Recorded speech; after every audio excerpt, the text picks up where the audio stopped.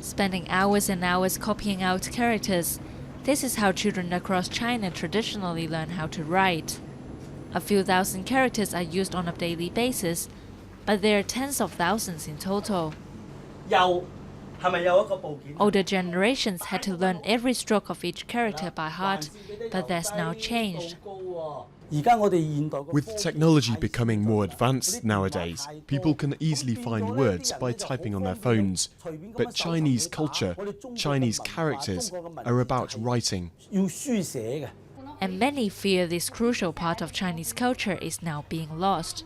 In Hong Kong and Taiwan, people only need to type into their phones, tablets and computers the first few strokes of a character, then choose one of the suggested options.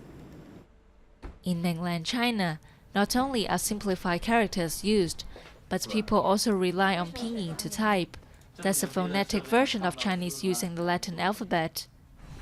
So remembering complex sequences of strokes is no longer required. Sometimes it's easy to forget even the easiest of characters. Sometimes you've got to think for ages. Occasionally, I'll repeatedly type the character out phonetically in my phone. It's a similar situation in Japan, where there are 3 different alphabets which are based on Chinese characters. Here people also use the Latin alphabets to type phonetically on phones. But not everyone thinks that's a bad thing.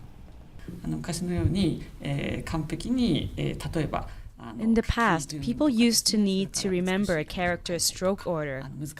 They were asked to write complicated characters as neatly as possible. But nowadays, young people have to try hard to learn new skills, like English, for example, which might actually be more useful comparatively. But